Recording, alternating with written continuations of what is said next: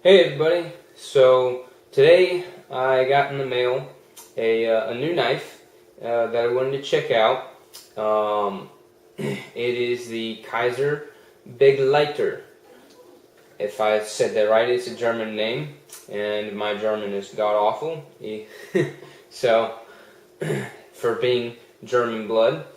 But it looked very appealing to me, and so I went ahead and ordered it. $52 off of Amazon. That seems to be with all the other comparative sites, pocket knife sites, websites that sell them. $52 is pretty much right now the going price for it. So a little bit of an unboxing video. Pull him out of here. Comes in this little case, protective box here. Not a case, more like a box. It did come with a polishing cloth, which is microfiber polishing cloth, which is pretty nice. A lot of companies, knife companies, do not do that. Do not give you that. They just put in some kind of a box, whether it's a cheap box or all the way up to the really fancy boxes. But I don't. This is probably the first knife that I've gotten that they give you a polishing cloth with it, which is a nice touch. This knife does come from China. It is made in China. Kizer is Chinese, even though this knife has a strong German name to it. That means companion. That's what Begleiter means. So I'll go ahead and hit up the specs on it. It sports a 3.3, 3.4 inch blade, depending on where you look, what measurement they give you on that. And then it's got a G10 scales with steel liners there inside the scales. It is a liner lock, closing locking mechanism.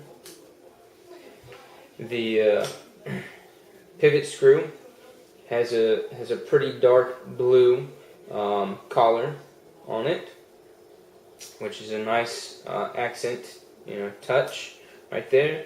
It's got your lanyard hole right up here on the back side, which is a pretty stout lanyard hole, and has a desired shape to it, rather than just for those who want to throw lanyards on their knives, let's just put an extra hole there. Nope, they actually did something with the design of the hole, as well as mimicking or complementing that with the design of the backside of the knife handle itself.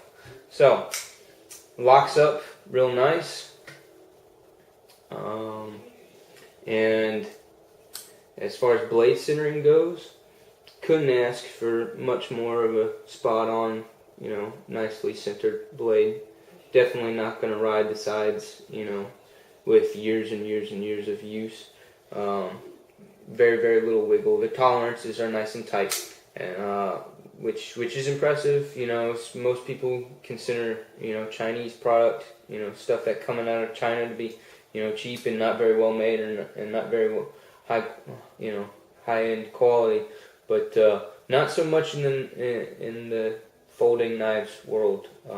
Quite a few of the companies in China making folders do a very excellent job, with Kizer probably being one of the top 3. So that was kind of the thing that it had going for it, for me at least, was that and the collar on the pivot screw there. And it's got VG10 steel for the blade. I mentioned G10 scales on the grip and the handle itself, and the ergonomics of the grip are pretty darn good, pretty comfortable, pretty nice. It is a thinner profiled knife altogether. The pocket clip is not a deep carry, but just a standard straight up pocket clip, that's centered well on the handle. It's not too far to one edge or the other, so that's nice. I'm sure he'll carry well in the pocket. No concerns there. Pocket retention, I expect to be excellent. I've not pocketed them yet.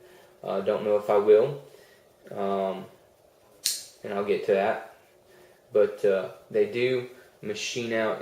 I doubt that I'm going to be able to get you to see it. Oh, there we go. Yeah, so they do machine out some holes on the inside liners there of the handle. I guess for mostly weight reduction, but also a little bit for aesthetics. So that's that. That's the Begleiter. So for me and my thoughts on it. Again, it's an excellent knife. $52 is not bad of a price considering that you're getting nice fit and finish. Solid blade centering. Tight tolerances. A little bit of style with the pivot screws collar. The dark blue collar. That's really appeasing to me, at least. The stonewash finish on the blade is very mild stonewash. It's not a heavy stonewash, which is kind of nice. If you're not super into stonewash, but kind of like the look, this is a good one to go with because they are modest with it. It is oiled out of the box. You can definitely feel the oil there on the blade. But as far as brass bolsters inside there, it's not as smooth as I was hoping for, but it's not bad, and that's just being nitpicky.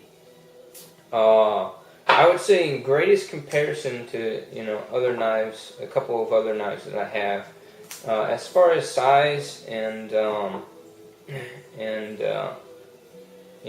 similar quality, similar features to it, the CRKT M16 13Z that I have here, Carson design, excellent knife, fantastic,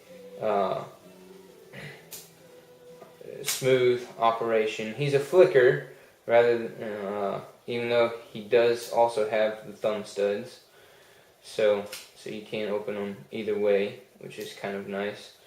But size-wise, they're almost exactly the same. The one thing that I brought him out to point out is on the scales on the Begleiter, they're not nearly as rounded off. They kind of stick with having some edges, multiple edges here and there. So they kind of did that with the scales on Kizer's Begleiter there, whereas the M16 here by CRKT really rounds off, does a nice job of rounding off its scales. I think that gives you a little better, a little nicer ergonomics. Definitely prefer that over the extra amount of edges on the Begleiter. Another knife that I wanted to compare for the sake of pointing out a few features. Again, with the scales, the Begleiter has G10 scales, but comparably with lots of other G10 scales on other knives, the G10 finish that they did on this knife here is it feels a little more plastic, nylon-y, maybe fiberglass-like. It's still smooth, even though it's got some texturing done to it. It still feels and looks more plasticky, more fiberglass, nylon reinforced than it does as a true G10 material. Whereas with my Buck Vantage Pro Small, the G10 on this is, to me, a much nicer texture, a much nicer finish and feel to it. Again, it's lot more rounded out than the Begleiter,